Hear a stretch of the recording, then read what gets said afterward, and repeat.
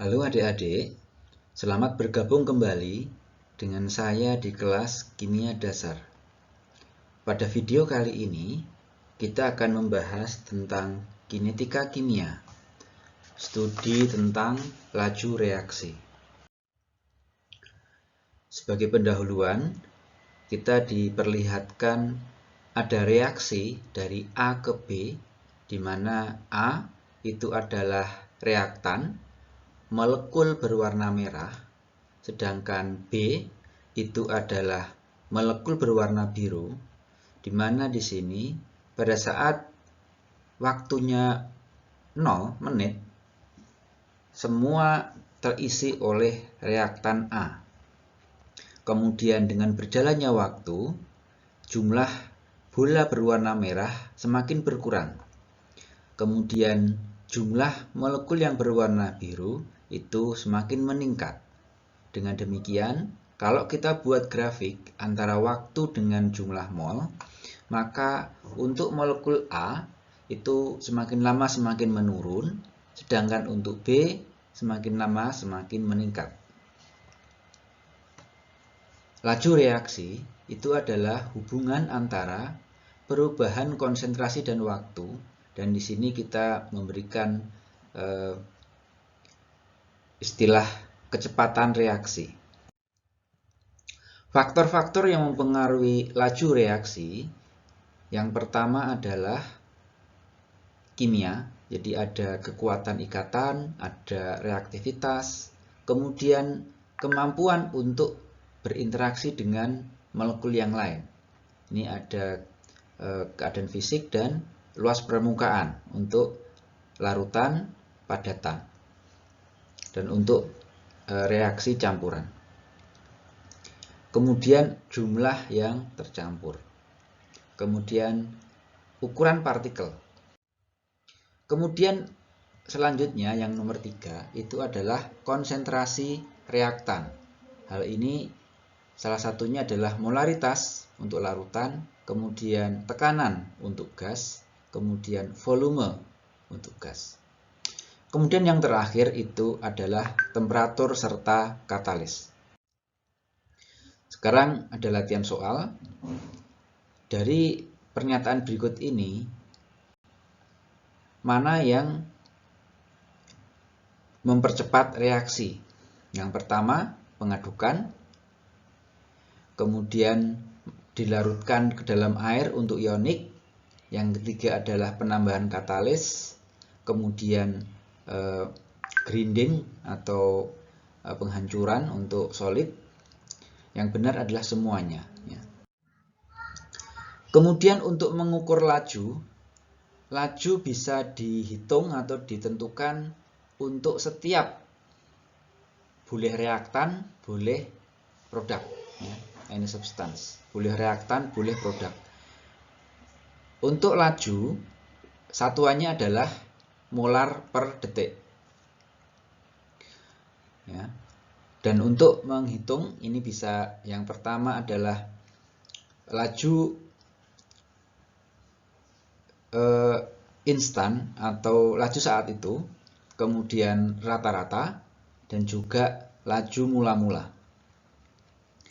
Pada gambar ini, untuk laju sesaat atau instantaneous rate itu kemiringan dari setiap titik yang ada dalam grafik. Misalnya untuk laju di titik 100 detik, di 100 detik, ini adalah 0,0557 misalnya, mol per liter per detik. Sedangkan untuk rata-rata berarti misalnya dari 50 detik sampai 300 detik. Sehingga untuk rata-rata tinggal dikurangi saja 0,07 dikurangi dengan 0,03, 0,04 dibagi dengan 300 dikurangi 50 atau 250. Nah, sehingga nanti untuk rata-rata itu sisi tegaknya, ordinat dibagi dengan absisnya, rata-rata. Kemudian initial rate atau laju mula-mula. Nah, laju mula-mula itu di sini pada titik 0 detik itu ada 0,1 mol per liter. Ya, lajunya 0,1 molar per liter per detik. Kemudian untuk laju sesaat atau instantaneous rate itu merupakan kemiringan atau slope dari tangen kurva pada setiap titik. Nah, kemudian initial rate ditentukan pada saat mula-mula dilakukan eksperimen. Ya. Nah, kemudian laju sesaat berdasarkan perubahan waktu. Nah, di sini pada titik ini, ya, pada titik ini itu 2,5 kali 10 pangkat minus 4 molar per detik. Pada titik ini itu 0,01 molar per 100 detik. Sehingga lajunya adalah 10 kali negatif 10 pangkat minus 4 molar per detik.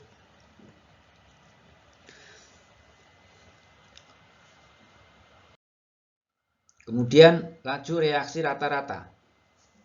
Nah, kita perlihatkan di sini untuk garis ini adalah rata-rata. Jadi kita lihat kemiringan yang ini. Ya. Di sini ada 500, misalnya 550 detik. Di sini ada 250 detik. Kemudian konsentrasinya adalah 0,0255 misalkan, atau 0,25. Nah, di sini 0,015. Nah, maka rata-rata itu konsentrasi akhir kurangi konsentrasi awal, kemudian waktu akhir kurangi waktu awal. Ya, selisih reaktan dibagi selisih waktu. Ini adalah lajunya. Kemudian ada latihan soal lagi. Berapakah laju rata-rata hilangnya B, atau reaktan B ini mulai menghilang antara 10 sampai dengan 40. 10 sampai dengan 40, maka laju rata-rata, ya, laju rata-rata ini cek untuk 40 detik itu konsentrasinya sekitar ini. Kita cek 0,0 sekian, kemudian dikurangi mula-mulanya ini 0,1 sekian dibagi dengan 40 kurangi 10. Ini jawabannya yang B, ya, 0,006. Kemudian laju dan stoichiometri. Laju untuk setiap substansi atau reaktan produk itu bisa kita cek dari koefisien stoichiometri. Ya, misalnya di sini AA plus BB sama dengan DD. Nah, di sini perbandingannya A mol A dibagi dengan B mol B. Lajunya, laju A kalikan dengan B per A sama dengan laju B. Ya. Nah, di sini kita bisa buat rumus baru. Nah, kita punya 2A tambah 3B menjadi 5D. Nah, di sini untuk laju berkurangnya atau laju hilangnya A itu 3,5 10 pangkat minus 5 molar per detik. Berapakah laju kemunculan produk? Dalam hal ini adalah D. Nah, ini kita bisa membuat seperti tadi, ya. Perbandingannya A dengan B, A dengan D, ya, 2 per 5. Atau di sini kalau mencari D-nya berarti 5 per 2. 5 per 2 dikalikan dengan lajunya 3,5. Ya, nanti hasilnya adalah 8,75 kali 10 pangkat minus 5.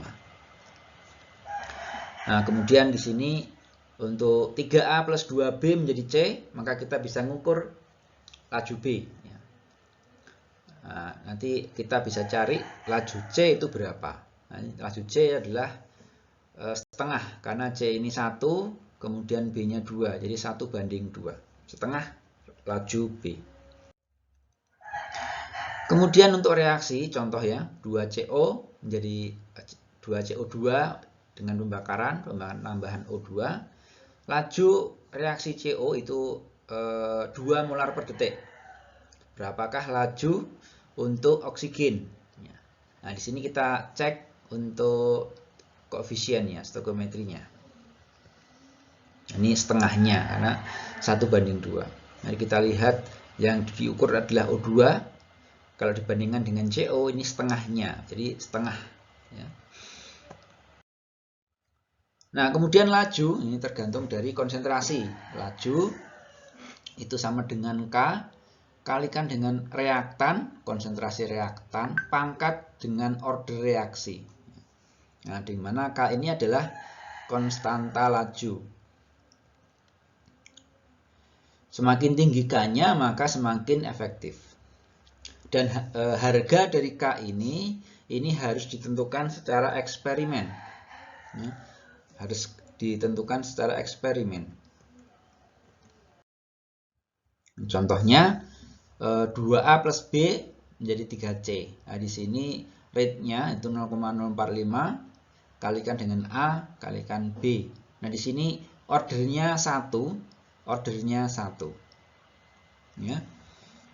Jadi kita tuliskan laju sama dengan 0,045 kalikan dengan A-nya 0,2 pangkat 1, yang B 0,3 pangkat 1. Sehingga lajunya sebesar 0,0027 molar per detik. Jadi untuk menentukan laju reaksi itu untuk reaksi yang kondisinya sama itu hanya bervariasi konsentrasi saja. Kemudian rasio dari laju reaksi untuk setiap eksperimen memungkinkan kita menentukan order setiap reaktan. Kemudian hukum laju ini unik atau mempunyai kondisi temperatur dan konsentrasi tertentu. Ya, jadi kalau temperaturnya berubah, tentu saja hukum lajunya juga berubah. Kemudian laju reaksi tidak bisa diprediksikan dari persamaan kimia, tetapi harus ditentukan secara eksperimen. Sekarang untuk order reaksi, ya, ini order reaksi ini untuk setiap reaktan. Kemudian secara keseluruhan itu merupakan penjumlahan order reaktan. Jadi kalau misalnya ada 3 reaktan, masing-masing memberikan 1 ordernya, maka totalnya adalah 3. Order reaksi itu bisa negatif, pecahan, ya, atau mungkin 0, sekian gitu ya. Kemudian unit satuan dari K ini untuk order pertama, order ke-0 itu adalah molar per detik. Kemudian order pertama itu per detik, sedangkan order kedua adalah sepermolar detik. Ini ada soal, ya. Dari soal ini kita mempunyai eksperimen NO tambah dengan O2 menjadi NO2. Nah, ini kita lakukan 3 kali percobaan dengan berbagai variasi konsentrasi NO dan konsentrasi O2. Kemudian kita cek, ya, laju dari NO2. Jadi kita cek, kita bagi 0,48 dibagi dengan 0,1 dan 2, kita cek R-nya, kita tulis di depan, kemudian K kalikan dengan konsentrasi NO 0,015 pangkat X, di sini 0,015 pangkat Y, 0,03 pangkat X, 0,015 pangkat Y. Dengan demikian, ya, karena di sini 0,015 sama ini, maka ini bisa kita coret, ya, sehingga nanti kita bisa tahu ini berapa kali lipat, ya. Nah, di sini bisa kita cek pangkatnya berapa. Ini di sini pangkat 2. Ya, di sini 2 kali lipat, ini 4 kali lipat. Sehingga ininya adalah pangkat 2. Kemudian kita hitung lagi untuk persamaan nomor 3 dan 1, 3. Ini kita masukkan angkanya, ya. Kemudian yang depan NO ini kita samakan sehingga kita bisa coret. Kemudian yang Y ini 0,03 dibagi 0,015 ini adalah 2, ya. Nah, di sini ada 2. Jadi 2 sama dengan 2 pangkat berapa? Nah, Y-nya adalah 1. Sehingga secara keseluruhan itu pangkatnya ordernya order 3. 2 terhadap NO dan 1 terhadap O2. Kebetulan koefisien reaksinya sama, koefisiennya sama kebetulan. Tetapi misalnya di sini tidak ada koefisien 1 ya koefisiennya, maka yang kita gunakan adalah ini, hasil eksperimen ini. Bukan order reaksi. Ya, laju sama dengan K kalikan NO pangkat 2, O2 pangkat 1. Kemudian untuk menentukan nilai K. Nah, kita masukkan angkanya 0,048 untuk eksperimen pertama. Ya, kemudian K-nya ketemu 1,410 pangkat 4. Nah, kemudian ada soal lagi, ya. Kita bandingkan eksperimen pertama dan kedua. Kemudian A-nya ketemu, ya, 1. Kemudian 1, 3. Ini di sini disamakan, maka kita bisa menghitung angka B. Nah, B-nya ya 1. Kemudian yang terakhir di sini sama, nanti kita bisa ketemu untuk nilai C. C-nya ketemu.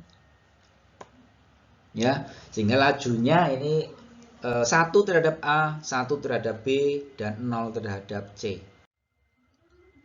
Kemudian soal lagi untuk reaksi NO2 dan F2 menjadi NO2F. Nah, ini dengan cara yang sama didapatkan nilainya adalah order NO2 itu 1. Kemudian klorin dioksida, ya. Ini kita tambahkan larutan basa. Ini ada 2 OH-, ini artinya basa. Ini ketemu reaksinya seperti ini. Maka kita tentukan lajunya K kali ClO2 pangkat 2 OH-. Nah, ini apabila kita tahu konsentrasi ClO2 OH-, maka laju konstanta laju harga K-nya itu adalah 2,3, ya, tidak ada di sini. 2,3 10 pangkat 2. Kemudian menentukan integrasi laju reaksi, ya. Untuk reaksi ini kita buat plot untuk order ke 0 itu reaktan dengan waktu itu linear. Order pertama reaktan dengan waktu itu linear, dan order kedua reaktan seperreaktan.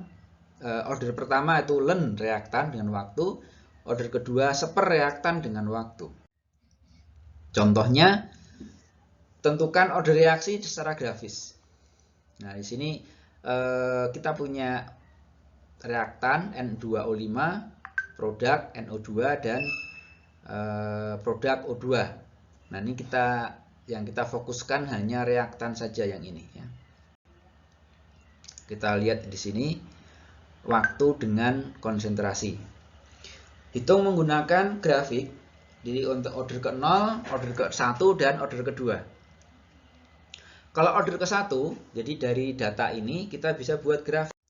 Untuk order ke 0, laju itu sama dengan K kalikan A pangkat 0.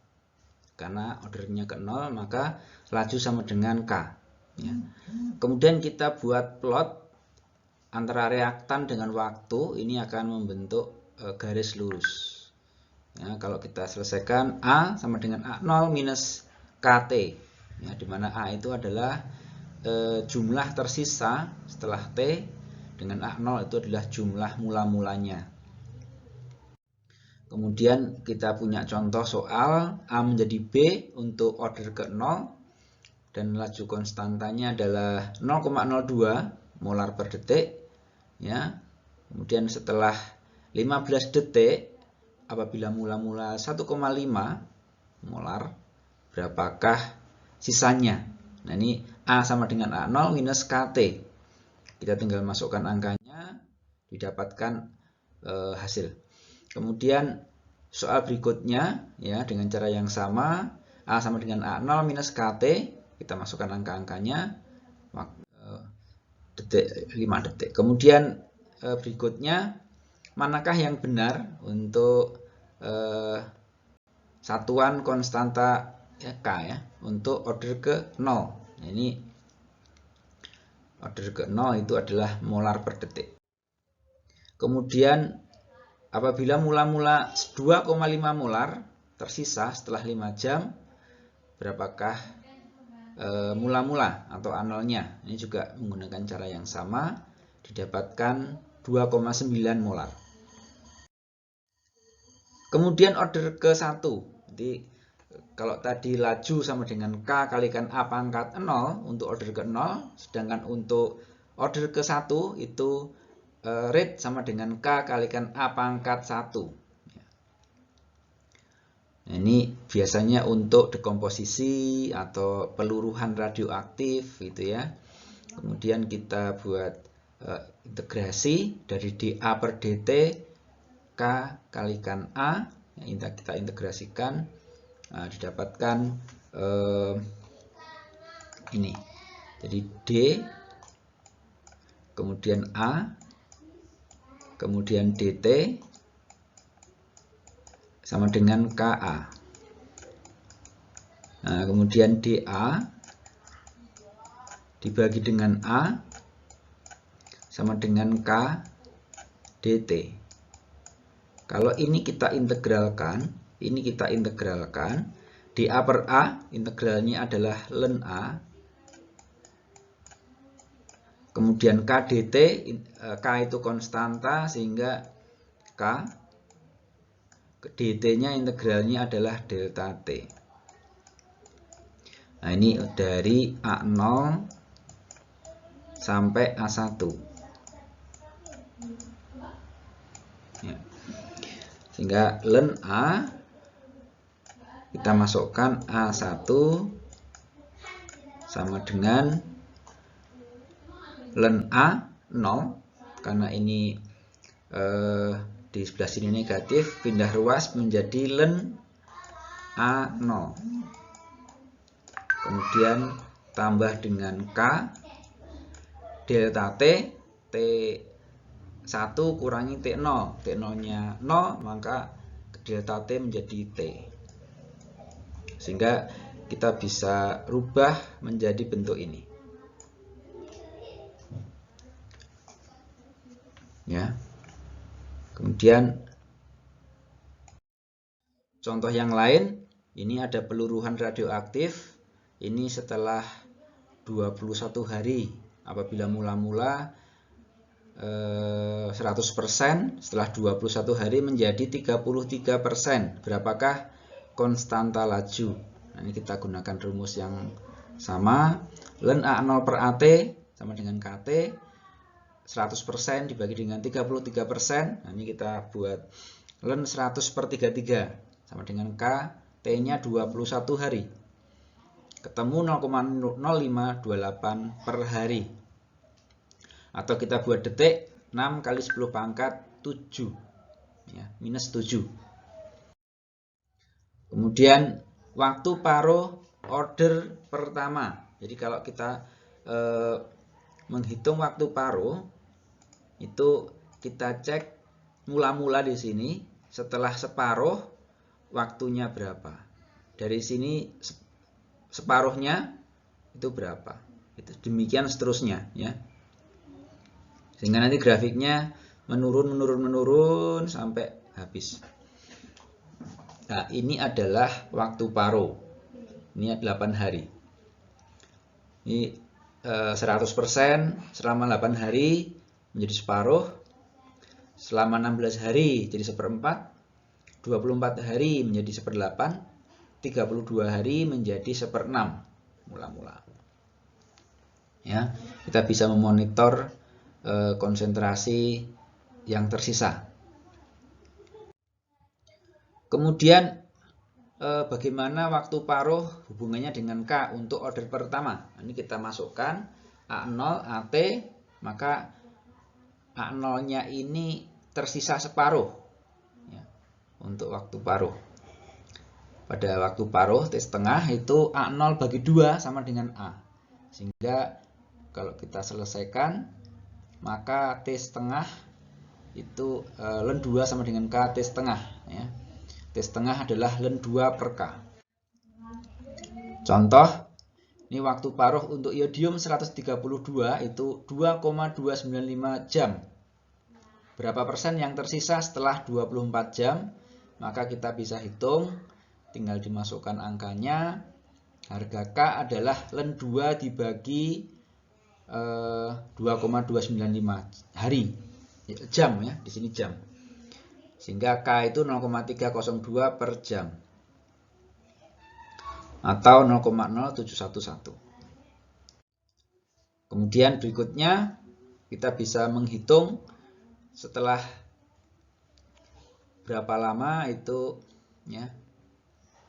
Waktu paruhnya berapa? Berkelium 146 jika setelah 2,2 jam tinggal 1,3%. Ini dengan cara yang sama dengan sebelumnya, 0,35 jam. Kemudian order kedua reaksi. Ini karena order 2 laju sama dengan K kalikan A kuadrat. Ini order 2 ya, jadi pangkat 2. Atau kalau 2 molekul bimolekuler K A pangkat 1 B pangkat 1. Atau boleh K A pangkat 2 B pangkat 0 dan lain-lain. Ada banyak sekali kemungkinannya.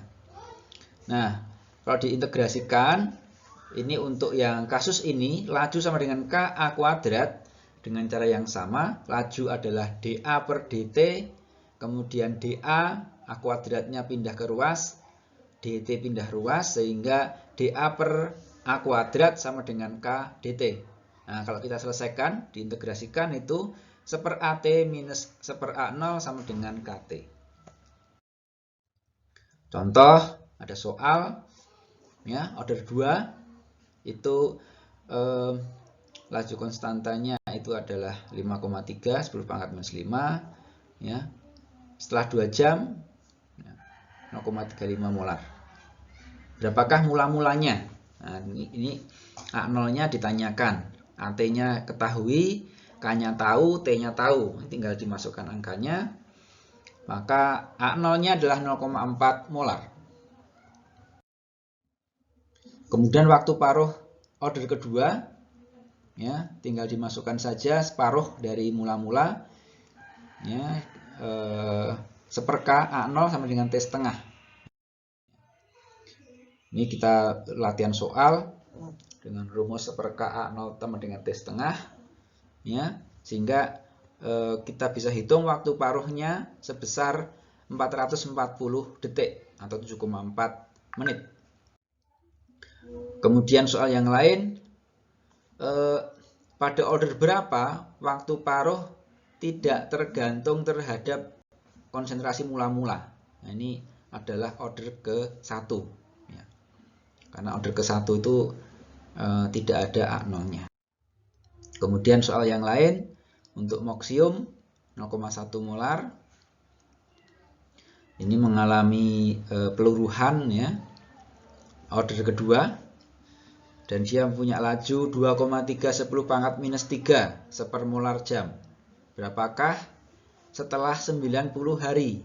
Nah, dengan cara yang sama dengan persamaan sebelumnya didapat 0,067 molar.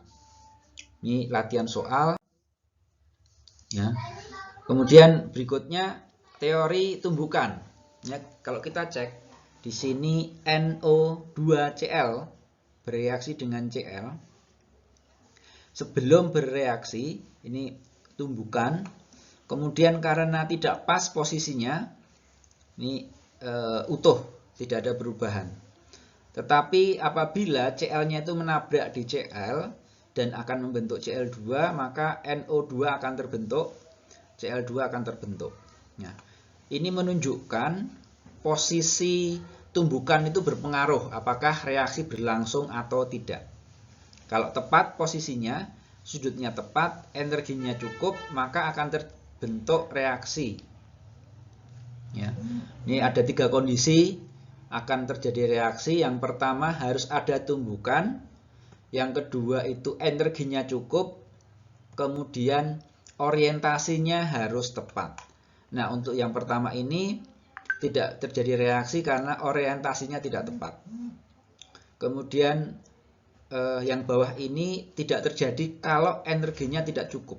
Ya. Ini kita bisa buat diagram energi potensial. Ini untuk menunjukkan energi yang dibutuhkan untuk terjadinya reaksi. Ya. Dia juga menunjukkan eksotermis atau endotermis. Kemudian juga menunjukkan kita apakah reaksi itu satu tahap atau beberapa langkah. Ya, dan bisa menunjukkan mana yang paling rendah. Nah, ini untuk menghitung contoh. Nah, di sini reaktan menjadi produk melewati bukit, di sini puncak, kondisi transition state, kemudian ke produk. Kalau lebih rendah, ya, namanya eksotermik. Tetapi kalau lebih tinggi, di sini misalnya, maka endotermis. Dari reaktan energi ke transition state itu adalah energi aktivasi. Kemudian dari reaktan sampai ke produk ini entalpi. Untuk beberapa langkah, misalnya ini reaktan ke atas, ini 2 langkah, 2 tahap. Ya. Ini yang atas ini aktivasi EA1, EA2. Kemudian ini adalah kompleks teraktivasi. Kemudian di sini adalah energi produk. Kemudian entalpi reaksi. Di entalpi itu harus dari reaktan dan produk, ya, selisihnya. Tidak peduli langkahnya berapa kali, ya. Kemudian di sini reaktan. Contoh. Nah, dari reaksi diagram potensial energi ini, manakah yang tahap paling lambat atau rate determining step atau langkah yang menentukan laju. Nah, ini kita bisa cek yang mempunyai EA paling tinggi. Nah, ini step pertama sekian, step kedua sekian, sehingga yang mempunyai EA paling tinggi itu adalah langkah kedua. Ini adalah langkah yang paling lambat atau rate determining step. Kemudian pengaruh temperatur. Nah, ini kita bisa menggunakan persamaan Arrhenius, di mana rumusnya adalah K sama dengan P set kalikan E pangkat EA per RT, di mana P itu adalah faktor sterik, Z itu adalah frekuensi tumbukan, kemudian EA adalah energi aktivasi, R itu konstanta gas ideal, T itu temperatur dalam Kelvin. P set itu kita kumpulkan menjadi faktor frekuensi. Jadi K sama dengan A kalikan E pangkat negatif EA per RT. Nah, kemudian kita coba berlatih menggunakan Arrhenius. Kita susun ulang, ya. Ln K sama dengan ln A minus EA per RT. Nah, atau kita buat dua kondisi. Ln K2 per K1 sama dengan EA per R kalikan seperti 2 min T1. Contoh, ada soal, ya. Ini tinggal dimasukkan rumus yang ada di bawahnya. K2 berapa? 4,64, K1-nya 4,61, dan seterusnya. Ini kita bisa menghitung EA-nya berapa. 208 Joule per mol. Kemudian soal berikutnya, ya, K ada datanya, T ada datanya, gunakan pendekatan grafis. Nah, ini kita bisa tentukan. Kemudian soal yang lain menggunakan angka ini T, K, ya. Kita bisa tentukan hasilnya 108 kJ. Mekanisme reaksi secara molekuler, apa yang terjadi, ya.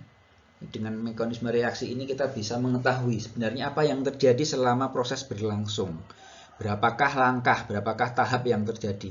Dari sekian tahap atau langkah, mana yang paling lambat atau langkah penentu laju. Ya. Maka kita harus tahu langkah-langkah setiap langkahnya seperti apa. Contohnya ini, elementary reaction, jadi A menjadi B, A tambah A jadi B, A plus B jadi produk, dan seterusnya. Ini adalah elementary reaction. Yang pertama ini adalah unimolekuler, hanya ada satu. Kemudian AA dan AB ini adalah bimolekuler, molecularity-nya. Kemudian AAB, 3A, ABC ini adalah termolekuler. Tentu saja untuk setiap jenis reaksi itu lajunya beda-beda. Laju untuk unimolekuler sama dengan Ka, bimolekuler Ka kuadrat, Kab, termolekuler Ka kuadrat B, Ka pangkat 3, KABC. Ya, tergantung dari molekularity-nya. Kemudian intermediate dan katalis. Nah, ini katalis akan berinteraksi dengan reaktan dan akan hilang selama proses reaksi. Ya. Ini katalis akan dikonsumsi atau dihabiskan selama proses reaksi. Nah, kadang-kadang juga akan terbentuk intermediate. Ya. Ini intermediate itu terbentuk di awal dan habis di akhir. Contoh di sini ada dua langkah. Langkah pertama itu H2O2 tambah I-. Langkah kedua H2O2 tambah I0. Nah, setelah kita cek ternyata yang langkah pertama itu lambat, langkah kedua itu cepat. Nah, maka yang bisa rate determining step atau langkah penentu laju itu adalah yang lambat atau yang pertama. Apakah ada intermediate? Nah, ini kita cek definisi intermediate, tidak ada di awal, tidak ada di akhir, tetapi muncul di tengah-tengah. Nah, ini kita bisa cek, jawabannya adalah I0. Karena I0 ini di reaksi pertama tidak ada pada reaktan, munculnya di produk, kemudian di langkah kedua munculnya di reaktan dan habis. Sehingga kalau kita total itu I2-nya, IO minusnya hilang. Sehingga kita simpulkan intermediate-nya adalah I0 minus. Kemudian mayoritas waktu reaksi ini bisa ditentukan dengan tahap penentu reaksi. Nah, ini contoh kira-kira untuk reaksi ini ada dua langkah. Rumus laju reaksinya yang mana? Nah, tadi disebutkan penentu laju adalah yang lambat. Maka kita bisa simpulkan lajunya adalah yang paling lambat. Jadi laju sama dengan K konstanta kalikan H2O2 kalikan I-. Nah, ini langkah 1 ini yang penentu laju. Ini adalah laju yang kita ekspektasikan muncul. Kemudian reaksi berikutnya ada 3 tahap. Ya, ini paling cepat itu nomor 3, paling lambat nomor 2. Maka penentu lajunya adalah nomor 2. Dan demikian yang diperkirakan adalah R sama dengan rate sama dengan K kalikan CB. Dan katalis, ini penggunaan katalis digunakan untuk menurunkan energi aktivasi, ya.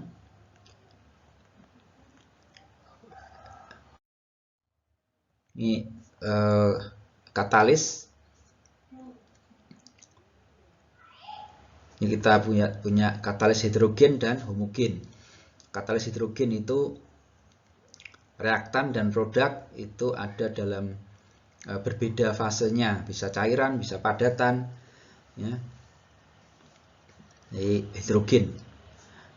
Jadi katalisnya bisa padatan, reaktan dan produknya cairan. Kalau homogen ini sama fasenya. Misalnya semuanya liquid, ya, cairan. Ini bagaimana cara kerja katalis? Nah, contohnya di sini, kalau nitrogen dan hidrogen di udara bebas tidak akan terjadi reaksi, ya, karena tidak ada kesempatan untuk bertemu. Ingat, pada fase gas jarak antar molekul itu berjauhan. Nah, karena sangat berjauhan, maka kemungkinan untuk bertumbukan itu kecil.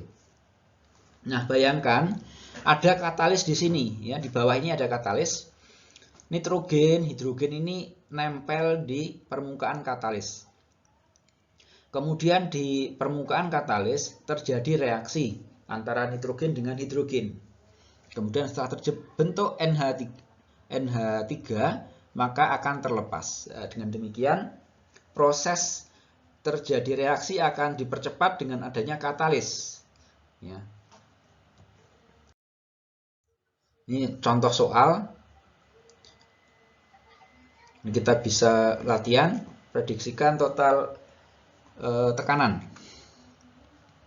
N2O5, NO2, O2.